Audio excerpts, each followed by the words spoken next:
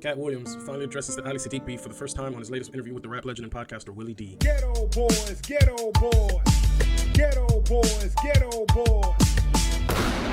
Now, years go by. Now that's one. Me and kicking in. Years go by. We at the Reliant Arena here. 2 shows. It's February. 2 shows. Thursday and Friday. I perform Thursday. Friday, I perform. I come out to get this cat named Ghetto. I walk out to get this cat named Ghetto. You probably know Ghetto. Yeah, I know Ghetto. Ghetto will vouch for this story. Yeah. I walk out to get Ghetto. I turn back around. You know how the arena people look in the goddamn yellow shirts. All of them are locked arms standing in front of the door. I'm like, hey, let me slide through y'all. And the lady who was sitting in front of my door, she said, Ali, I can't let you back in the building. I said, what? Ali, I can't let you back in the building. I said, for what? So they don't know what's going on. It's just been a sign. Don't let Ali Siddiq back in this building. Okay, cool. Katt's security at the time, his dude's name is Carl. Carl comes and he talking over the shoulders. And the lady said, go get your stuff. I'm gonna walk away. Willie, this when the button get pushed. They wrote me a check and they came and paid me. And this is how they paid me. I'm standing there, and over the shoulder of security, I just see a check come over his arm. I see you niggas paying me like I'm some fucking bum nigga, like y'all a handout? Okay, cool. I'm sitting in the parking lot. And now this time, I'm so mad, I'm not even thinking to call GT. GT DJing on the stage. I can just call this nigga, and we can get this shit popping right now. But I'm so mad, I'm just trying, man, so I'm trying to get back in the building. This nigga, they send the police out. They want me off the premises. I still have no clue. I say, okay, cool, this nigga got a problem with me or something. I run in the car in LA. He said, man, I still don't know. My partner on tour with him. He said, Lee, I still don't know. Bill Bellamy, rapping to him one day, he said, he ain't saying nothing. And I still don't know. So I said, all right. When I run into this nigga, I'm my ass. But I already know my temper. Because see, he been out wilding. That's niggas, they security battle tested and all this whole slick shit. And I know me. I'm not finna let you talk slick to me, 'cause I already got a problem. Cause you try to play me on some, put the nigga out the building, pay this nigga over the shoulder type shit. I'm like, all right. It's 2 ways I can handle this. I could be a ignorant nigga and just be, I run the nigga in the streets, then do it in the streets. But then the nigga opened himself up when he said, nigga, this celebrity boxing thing, nigga, I started it, and they niggas looked at me like I was crazy. I said, you started? No, first people I saw was Willie D and Melly Mel.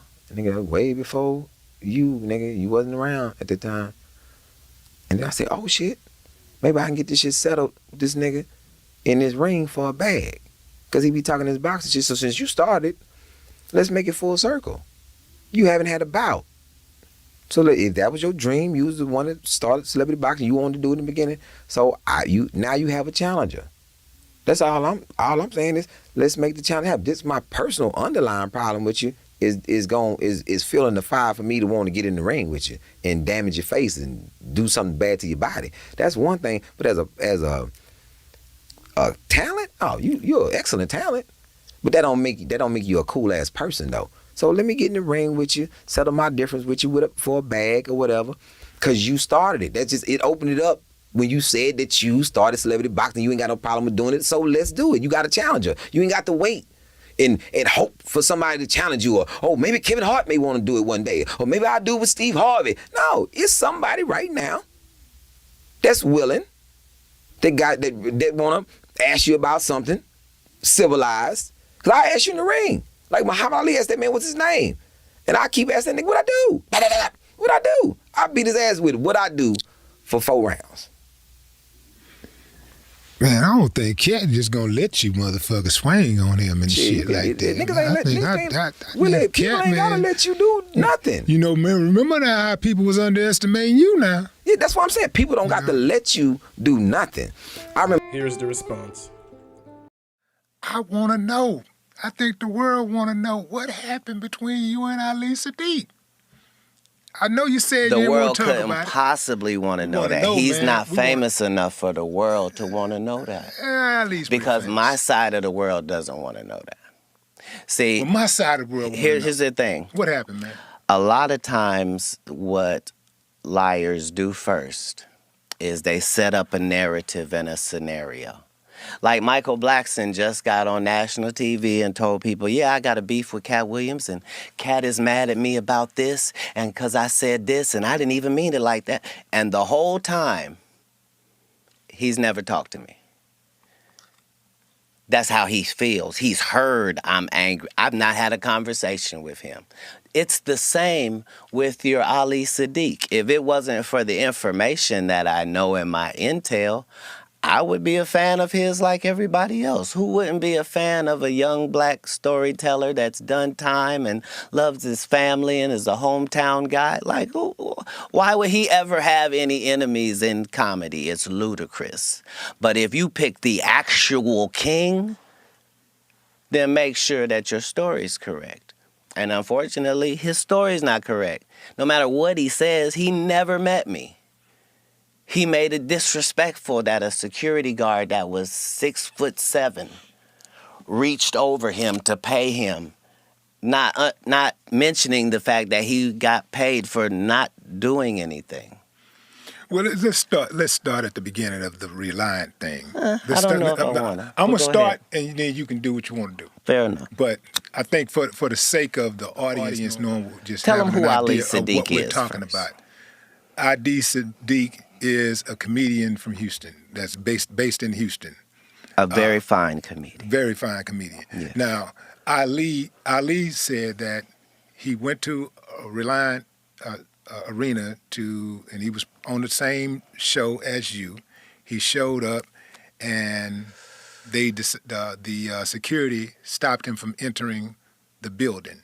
And they said, and then somebody told him Katt didn't want you to come in. And then at some point, somebody else came and gave him a check. Another security person reached over somebody's shoulder and gave him a check. He said that the people that were the working security locked arms to prevent him from walking inside of the building. And he thought that, you had a problem with him. And he said he didn't know why you had a problem with him. And to this day, he don't know why you have a problem with him. That was the. It'd be nice if that was the story. So now, if that's the story, then let me see if I got this correct. A guy I've never met was supposed to be doing a show with me. And I got so angry, even though I hadn't met him, that I had security keep him out of the building. See, that's the problem with lies. They're faulty from their inception, sir. I'm the person in the story that doesn't have a grudge to feel. I don't care why I didn't like Katt Williams. I would get to the bottom of it. This is not one of those stories. First of all, the actual truth of this matter is, every city that I go to, I already have the comedians who are opening up for me. Not just this tour, but for the 17 100-city tours previous to this. I never go to the city and go, hey, do you guys have some comics here? I'd like to add them to my show. I just don't do it. I travel with the comedians that are coming to your city. We're one unit and one team when we come. That is to let you understand that no comic was fin to come join us that evening because there isn't space for it.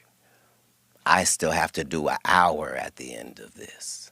There's a limited amount of time. So we could just start there. Second of all, I don't care where you're from, what the venue is, how cool you are with the people that work there. Katt Williams' show means Katt Williams' show. That means don't nothing move but the money.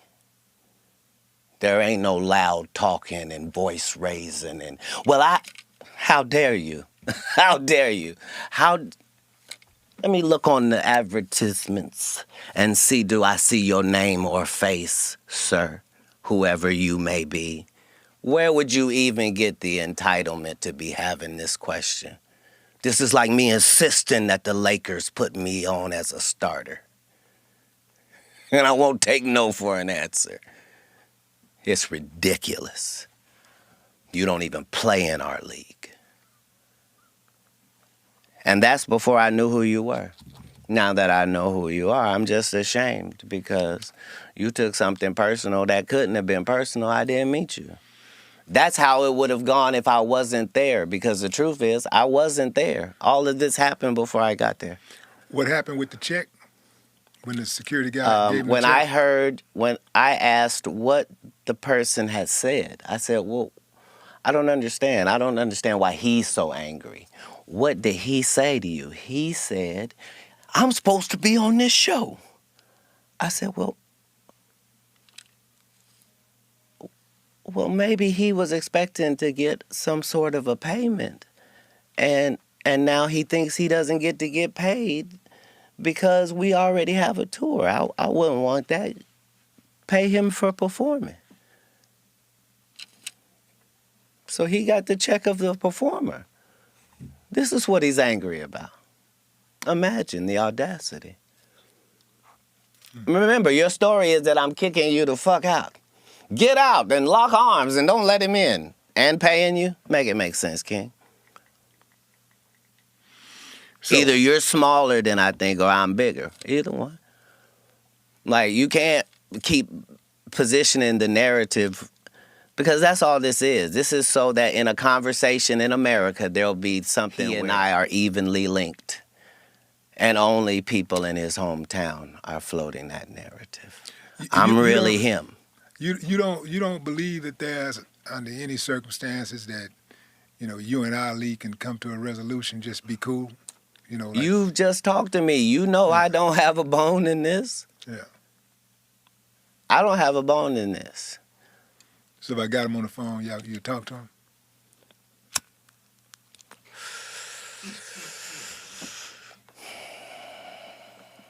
I would have gave him the celebrity boxing match he asked for if I thought he was a celebrity.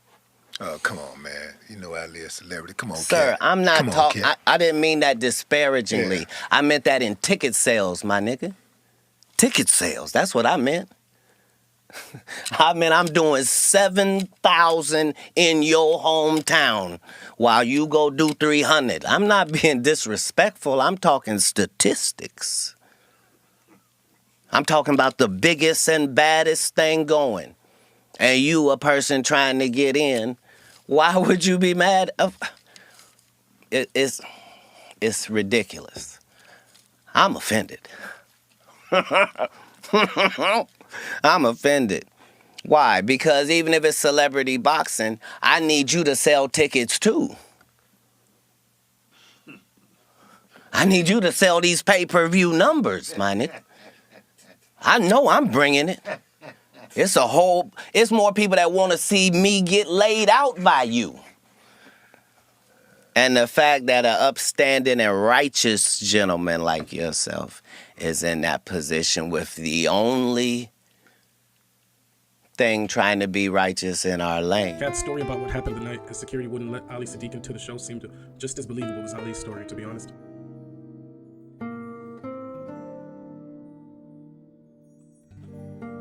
I love open book comedians and entertainers.